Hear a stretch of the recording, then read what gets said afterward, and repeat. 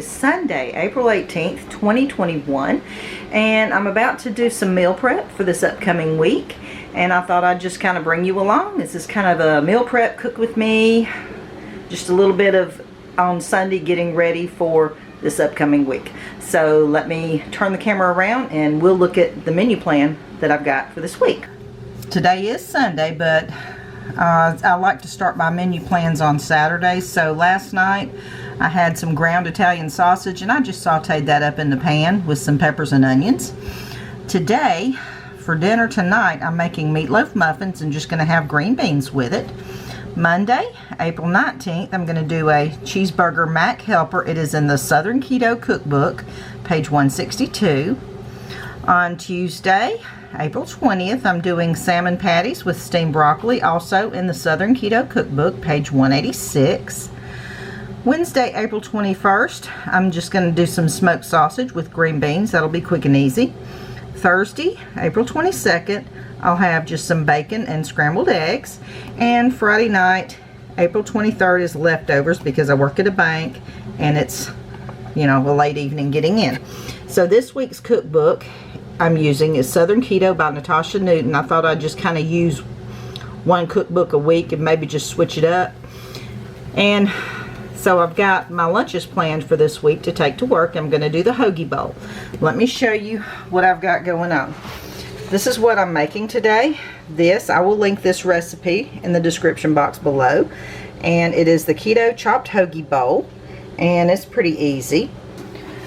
The meatloaf recipe, I'm going to use Papa G's meatloaf, and he's got a YouTube channel, and I just kind of copied the ingredients from his description box, but I will link his channel. Well, I'll link this particular recipe in the description box also. One of the main differences I'm doing here is I'm just not doing a meatloaf shape. I'm using the muffin tin and putting the ground beef mixture down in that just to make a muffin size piece of meatloaf. The ingredients for the meatloaf sauce is, it calls for a 1/4 cup of 0 sugar ketchup. I don't have ketchup. I don't like ketchup. So I'm just going to use an 8-ounce can of tomato sauce, and I don't need the whole thing, just about half of it. And then we've got mayonnaise, yellow mustard. I don't have Dijon, so I'm just skipping it. Worcestershire sauce, salt, pepper, hot sauce, and then liquid sugar substitute. I don't have liquid sugar substitute, so I'm just going to use a few packets of the Truvia.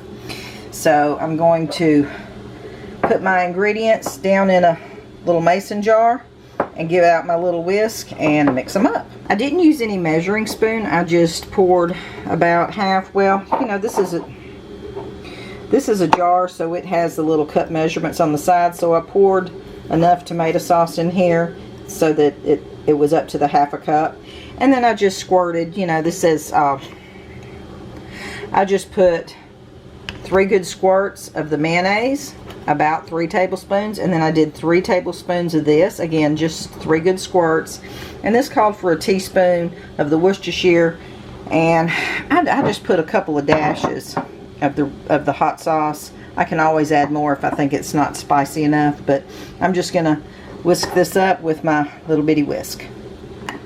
It's all mixed up. I just added another couple of dashes of Worcestershire and another little squirt of the yellow mustard, and just stirred it up. Consistency is a little thin, which is what I like. So I'm just gonna set this aside in the refrigerator and get working on my meatloaf mixture.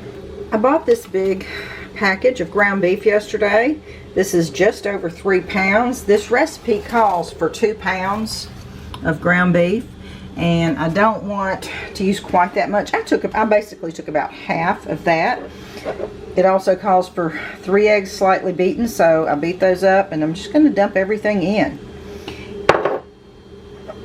It also calls for 3/4 of a cup of ketchup, so I've got another can of the tomato sauce, no salt added, and I'm going to put that in, and the rest of the can of tomato sauce from when I made my meatloaf sauce.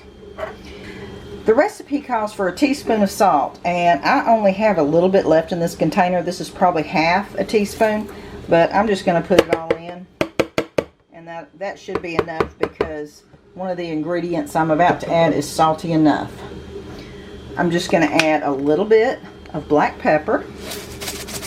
I do need to add the Parmesan cheese and some almond flour, but first I'm going to mix this up with my hands and get this going real good, and then I'll add these in, and I will use a measuring cup for that. I've mixed it up, washed my hands, and now I need to add some of this. Let me show you. I get this at Sam's Club. It's the crumbled bacon already cooked, so I'm just going to sprinkle. Oops, let me grab that. Alright, let's see. Got to retrieve that little freshness packet out. That doesn't go in. So this is probably a 1/4 cup of bacon. The recipe calls for 3/4 of a cup of almond flour, so I'm just using this. I'm just going to estimate. This is a 1/3 of a cup, so I know I need 2 of those, and I heaped it over, so that should be about 3/4 of a cup. Well, maybe not. Okay, there we go.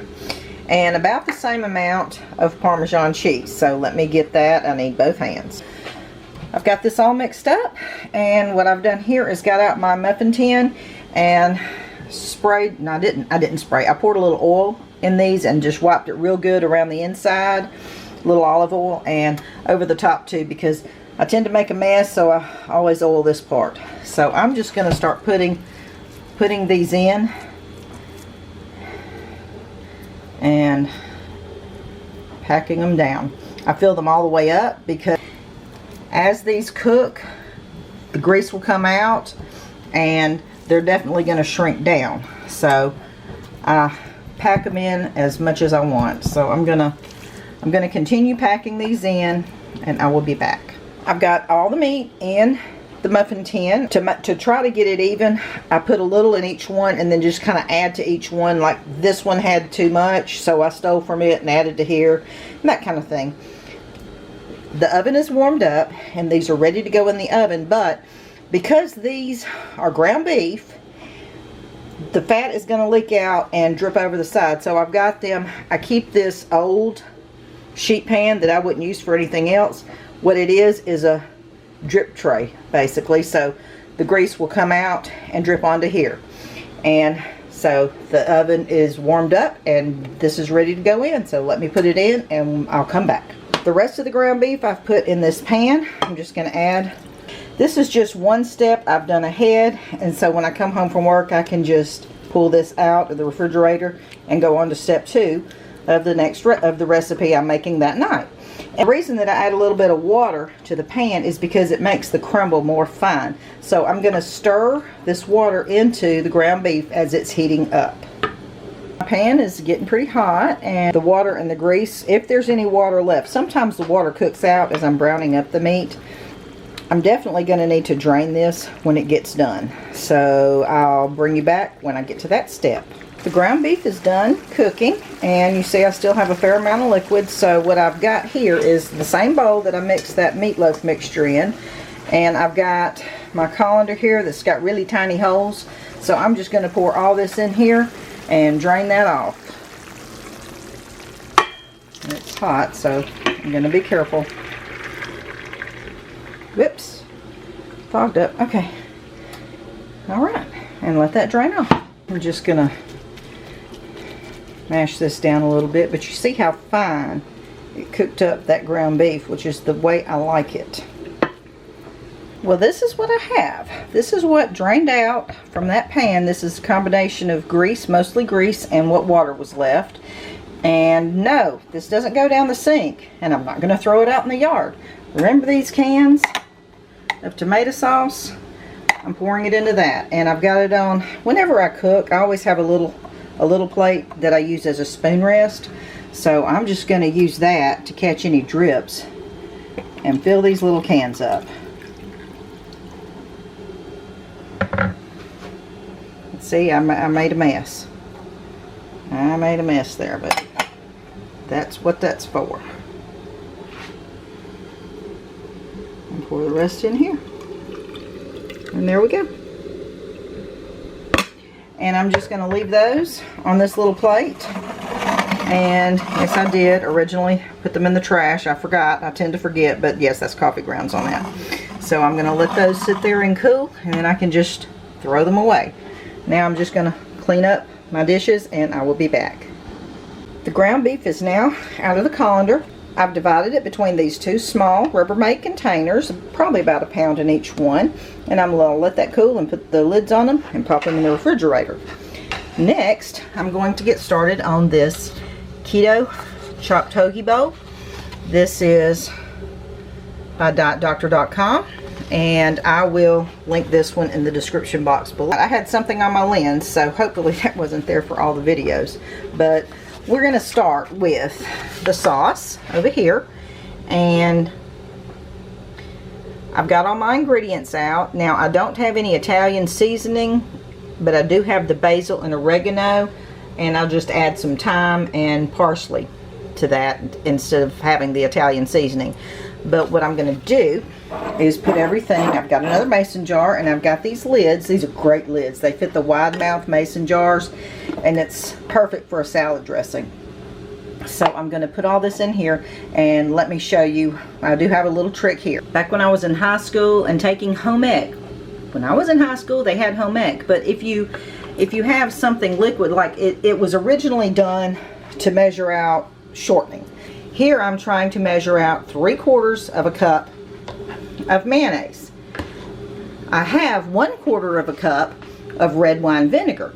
So I need to fill this up to here with mayonnaise, because the level of the vinegar is going to go up as I add the mayonnaise. Let me show you what I mean. So I'm just going to add it until I get up to a cup. I'm up to a cup. Here's my cup measure, and that's how I measure that. It's fairly accurate, because I mean, it's not exactly a cup, it's a hair shy of that, but that's okay.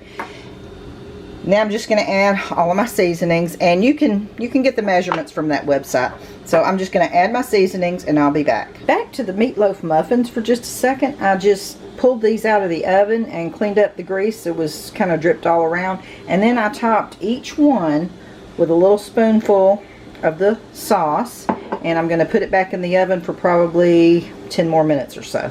I've got everything in here for the salad dressing, and the only thing I added other than the Italian seasoning that's on the recipe that she didn't have on the ingredients here, she's got onions, and I just don't do raw onions ever, so I put a little onion powder in here to give it the flavoring. So I'm just going to mix this up and pop the lid on it and get it in the refrigerator. Next up is mixing up, well, chopping up the ingredients. I got to chop up this. I've got 1 English cucumber that's going to go in, and I've got 2 packages of this great value meat. I got the turkey breast and the smoked ham, and I'm just going to chop all these things up.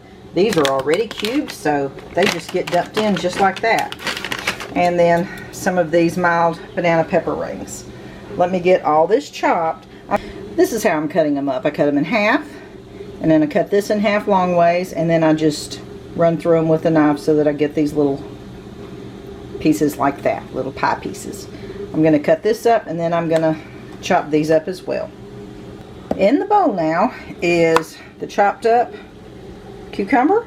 All the meat has been chopped up, and I got these little pieces of cheese already chopped up, and I just added a couple of forkfuls of the banana pepper rings. I have not put the sauce on yet, the dressing, and I'm going to pull out some. My daughter doesn't like the sauce, so I'm going to pull her out some into a bowl. Now I'm going to get that dressing that I made out of the refrigerator and pour it over the top of this. I only poured about half of the dressing over it, and I stirred it around real good. And now I'm just going to divide this up among the lunch containers. The next thing I'm going to do is just chop this 1 head of romaine up, put it in the sink in a colander, wash it real good, and then I'll just divide it amongst these containers. Okay, I have now got that romaine lettuce washed, dried, and stacked up, divided in these little containers to take to work. I don't mix the lettuce in with the other ingredients because it stays fresher if you keep them separated, and I just mix them through when I'm about ready to eat lunch. So let me pop the lids on here and I will be right back. Meatloaf muffins have been cooling for a while. The sauce made it brown up a little bit on the top, and I'm gonna pull them out and put them over here. There is my whole meal prep. Here are all of my hoagie bowl salads ready to be stacked in the refrigerator. Here's my 2 things of ground beef. Here's the sauce for the meatloaf muffins. These I'm putting in the refrigerator, and these 2 are for dinner this evening. Here's the burger sauce and the sauce that was on the hoagie bowls. And that is everything that I have made today. Well, y'all, there's my meal prep for today. This is Sunday, April 18th, 2021. I've got dinner prepped, leftovers ready to go, lunch is ready, ground beef ready, and it's what I do to get ready to stay on track of the way I eat during the week. So that is going to be it for this meal prep video, and I'll see y'all later. Bye.